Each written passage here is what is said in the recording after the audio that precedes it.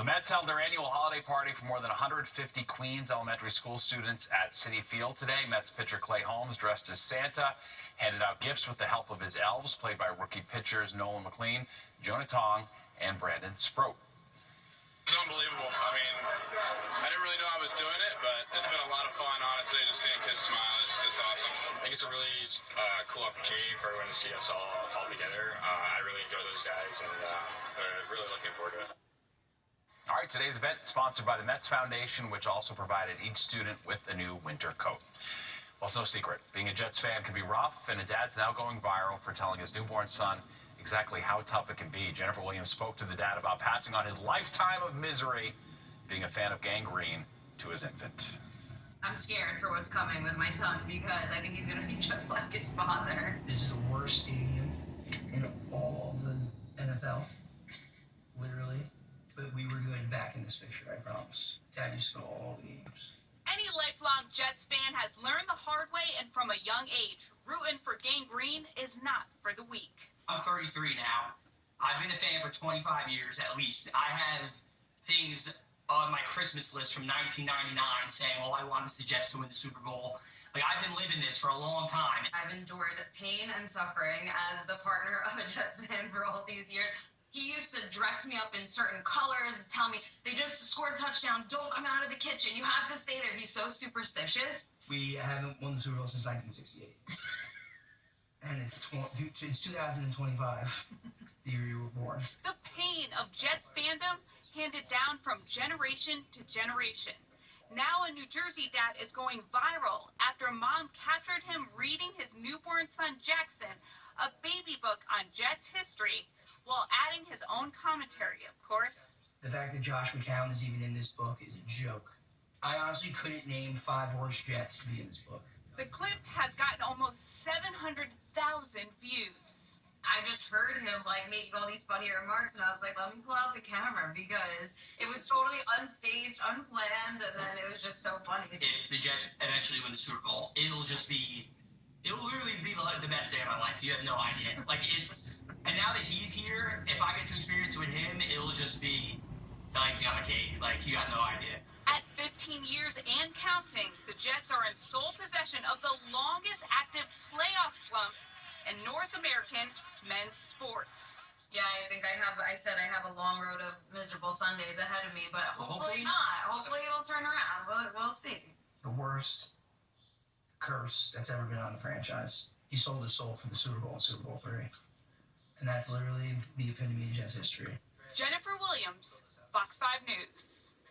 I think the kid's just kind of like, I want some more milk, Dad. Jeez, pretty heavy duty. All right, let's go to Nick now for a look at the forecast. He's starting early with the kid there. Well, I guess if he's going to be a Jets fan, he better start him early. Yeah, I guess you can't start early enough, can you? It softens the blow. Yeah. All right, well, we're going to try to soften the blow here in the forecast, Steve, because we got some big problems coming here for tomorrow. Heavy rain, high wind. Right now, as you look at the Triborough bit, just cloudy overhead, but we did manage 49 for the high, 36 for the low. Those numbers above average. That's 2 days in a row for that. 63 minus one of the records. That was back in 1919. Clouds 47. Temperature bottomed down a little bit earlier in the evening. It's rising again. Going to continue to rise tonight with a increasing south-southeast wind. Humidity high, FR on the barometer. Pressure is falling rapidly, and that's not a good sign. That's showing that the system's approaching from the west. All right, so we still have mostly low and middle 40s around most areas, although high 40s, Hampton's Islip to Newark, and then back to about 40, even 37 in Monticello. But as I said, with the south-southeast wind that will pick up in speed, it will start to warm up overnight. It'll be 50s here overnight, and we'll see even high 50s before we're done tomorrow. Look at the wind gust forecast. This is tomorrow morning, gusting 45, 50, near 60 plus miles per hour. So that's damaging wind. Notice initially a southeast wind up, then it's going to shift out of the west as that front passes. So we get up into the 50s, and the temperature goes right back down again as we move to the afternoon, and the wind again will still be a rather big problem on it to the evening time frame. So wind advisory, as I've been mentioning, covers everybody basically all tomorrow, and that coastal flood warning, Nassau, Suffolk County, Lower Brooklyn, with a coastal flood advisory elsewhere. That's again during tomorrow morning's high tide cycle. Highs today, upper 40s. Yeah, we got some 50s as we were expecting. Islip Newark there 51, and we had 40s and 50s all through the Northeast there, 50s all the way to the west too, Pittsburgh, Chicago, Cincinnati. Again, our futurecast shows that area, or our current weather shows that area of rain coming in from the west, and it's going to continue to make its move towards us. Potentially heavy rainfall by morning, and the potential for some thunderstorms as the temperatures end up getting into the 50s, high 50s of that. Record high again 58. We'll get close to that, but that does turn a little bit colder after this cold front passes later on in the forecast period. So keep that in mind as well. Again, rain overnight, 46 in the city, rain tomorrow morning, then some sun in the afternoon, 57. Colder Saturday, 39. Winter comes in Sunday morning, 10:03 in the 40s. Colder Monday, 30s. Windy, maybe a little rain or snow showers on Tuesday. Probably not enough for White Christmas. And we may see showers by Christmas Day again, Steve. Very well. All right, thanks, Nick. Well, they performed for Popes. Now Long Island Choir is spreading some holiday cheer throughout the city. How the students...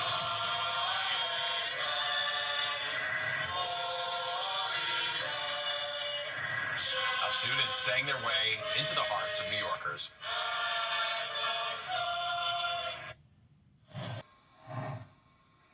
Long Island High School spreading some much-needed joy, belting out holiday tunes during the season. Fox 5's Richard Jacobus caught up with students from the St. Anthony's Choir as they made their way around the city today, delivering cheer with their singing.